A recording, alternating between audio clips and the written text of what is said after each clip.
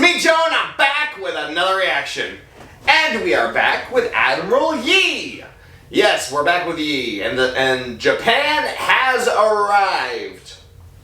So yes, last we left off, Yi had been promoted, demoted, kicked out of the army, brought back into the army, promoted again, demoted again, and yeah, now Japan is at the gates. So now we get to see how Yi finally fares against the Japanese. But before we get this video started, make sure you like and subscribe, turn on notifications, follow me on all my social media down below in the description, and if you want to support my channel, you can go support me on Patreon. Now, let's get on with Yi, shall we? No pun intended. Anyway, let's get this video started in 3, 2, 1, and play.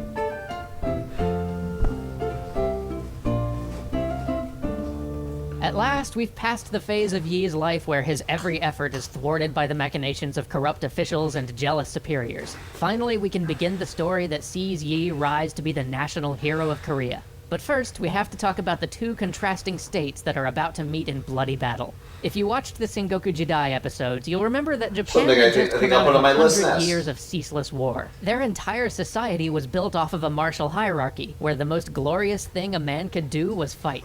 Japan had fielded giant armies and had an economy devoted to war. They had hundreds of thousands of veteran soldiers, and they had seasoned generals, battle-hardened from years of campaigning. And now, for the first time ever, all those forces were unified under one man, Toyotomi Hideyoshi. The Korean state had, by contrast, been mostly at peace for 200 years. The state itself was a Confucian bureaucracy, which should have meant that it was an enlightened meritocracy, but in truth, the Korean government was rotten to its core, full of factional infighting and led by a king who perhaps might have been a great leader in times of peace, but was utterly unsuited for a state of war. In terms of military thinking, the Japanese had spent years perfecting the art of war. The daimyos had become early adopters of the arquebus, and had rapidly innovated on firearms. Something I definitely want to add to my arsenal someday. They had created movable field works to protect their gunners, coordinated the use of spears and arquebusiers, drilled the men to release large, simultaneous volleys to break up a charge, and trained them to wait to fire until they were within an effective range. They were such enthusiastic adopters of the arquebus that when the Japanese eventually arrived on Korean shores, about a quarter of their total force would be armed with this fearsome weapon. The Japanese had also become masters of the siege after so many decades of having to topple the highly wrought, master-crafted Japanese castles of the Sengoku age. The Koreans, on the other hand, had largely ignored the introduction of personal firearms, and still relied mainly on the bow. But because the bow is a weapon that requires a great deal of training, and the Korean military was in a dissipated state, the actual number of effective troops they could field with this weapon was now very limited. The lists of who they could call to military service were all out of date, and so the initial mustering of forces would lag behind, and Korean defensive works were mostly just simple stone walls atop hills or mountains. But the Koreans did have two advantages. Since the war that had been burning through Japan for the last 100 years was a civil war, and thus mostly land-based, Japan hadn't built up its navy nearly as much as their other armed forces. Additionally, while Japan produced vastly superior handguns, the Koreans had developed better naval cannon. And this all makes sense when you think about what both of these forces were used to facing. Japanese forces were used to fighting large, organized land armies, and so they'd focused on developing the weapons and techniques required to counter them, whereas Korea had mostly dealt with pirates and raiders, so they'd built cannon to help defend their coast, and they built simple hill forts so that when raiders showed up, the people could hide in the forts and simply wait for the raiders to go away. They didn't need complex structures, because the enemy Korea usually faced wasn't an enemy bent on conquest. But that was about to change. Between 1587 and 1592, emissaries raced back and forth between Japan and Korea. Hideyoshi wanted the Koreans to just let him march his armies through their lands in order to attack his intended target, China. But besides the fact that letting giant foreign armies march across your country is generally a bad idea, the Koreans also happened to be tributary allies of the Chinese with strong cultural and economic ties, so letting this army march through uncontested was out of the question.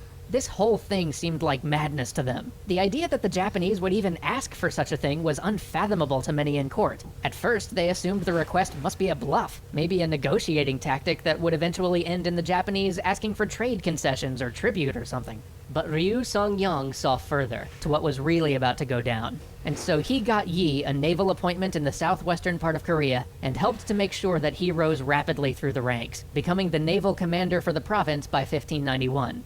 This is where Yi's story really begins.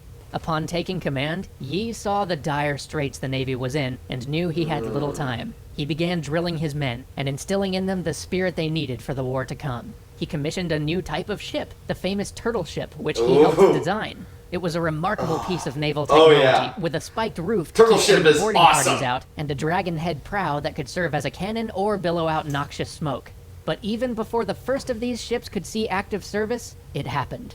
Sentries all across the southeast coast began to spot ships coming over the horizon. Then tens of ships. Then hundreds. This massive fleet flew no sails known to Korean arms. Fires were lit and word was spread. The Japanese were coming.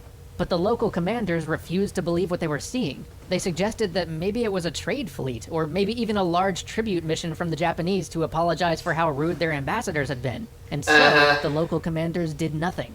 The approaching ships began to dock at Busan. Soldiers, fully armored and prepared for war, began to disembark from the ships, and still the local commanders did nothing. By nightfall, 300 ships full of warriors had landed. A Japanese army was now in Korea. Finally, the commanders realized what had just happened, but by now it was far too late. With well over 100 heavy Korean ships of war at the ready, they had just sat and watched this happen without even moving a single one of those ships out to scout the fleet. If they had, they would have found out that this was a Japanese commander acting against orders. Eager to be the first to Korea, he had sailed his fleet before their warship arrived. Turns out nearly all of those hundreds of ships were unarmed transports. No match for the Korean Navy, which still sat anchored at port doing nothing. The Japanese force moved like lightning, smashing army after army, crushing all in their way. Within the month, the Japanese were already in Seoul, 200 miles inland. Korean resistance had collapsed. And as the Japanese had pushed inland and moved out of Busan, the local commanders had scuttled their fleets. 100 Korean warships lost without a fight. But Busan's local commanders had sent word to Yi, asking for his help. So Yi set out with all 24 ships under his command, writing to other local commanders and telling them to rendezvous with him at sea. He left under cover of darkness and sailed through the night so his movements wouldn't be observed.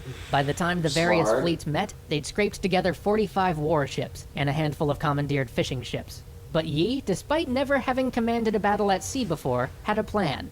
He would fall on the Japanese while they were in harbor during the chaos of a sack. He found 50 of their vessels tied up at Okpo and descended upon them. The Japanese were mostly away from their ships at the time, looting and slaughtering the population. The roar of cannon alerted them to their mistake. Yi and his fleet tore through the enemy ships, salvo after salvo ripping into the light wood of the Japanese vessels. The Japanese tried to mount a defense, but to no avail. Soon their men were throwing their weapons and armor overboard and trying to swim for the shore. By nightfall, 26 Japanese ships rested at the bottom of the harbor. Only one Korean sailor was injured. He decided to disappear back into open water before his forces fell into the same trap he'd just sprung on his enemy. But as they sailed, one of his outlying ships spotted 5 more Japanese warships. Yi fell upon them with a vengeance. Only one managed to escape. Then new reports came in of 13 more ships near Chinhae. When the sailors on those ships saw Yi, they abandoned their vessels entirely and fled on foot into the mountains. 43 Japanese ships sunk, and Yi had not lost a single vessel. He was promoted to general command of the Southern Navy for his actions, but the sight of Japanese slaughtering civilians would stick with him forever, and harden his resolve to defend the people of Korea. Join us next time as everyone else in Korea keeps losing, and Admiral Yi keeps winning. Oof. Can't wait to see Yi kick some more Japanese ships to the bottom of the ocean. Yeah. Oh man, this is why Yi is literally one of my favorite commanders. And the turtle ships, they were a marvel. They were a modern marvel in their own right, years ahead of their time. Like, to give you an example of what a turtle ship is, basically, they got the name pretty much like, you think turtle ship, you pretty much got the right idea. It's basically just a standard ship, but it has a big old roof over it, and it's armored. It's an iron roof with spikes to repel boarders. It is such a mastercraft. It's literally, I compare it to an ironclad. It is so revolutionary. Like, he was a man ahead of his time, truly. One of the greatest admirals. It's why I love it. guys like him are the reason why I love the Navy so much. Naval action, naval warfare. It's the reason I love battleships. It's the reason I love all these giant warships, and why most modern warships these days just mainly just give my ire and disgust.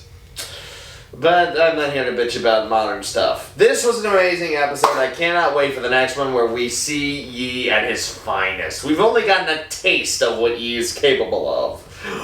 Oh, I can't wait to see more. Anyway, thank you all for watching. I hope you all enjoyed it. As always, you know who I am. I know who you are. I will see you all in the next video. You coming, Koa? I feel like playing some World of Warships or something like that. Let's go.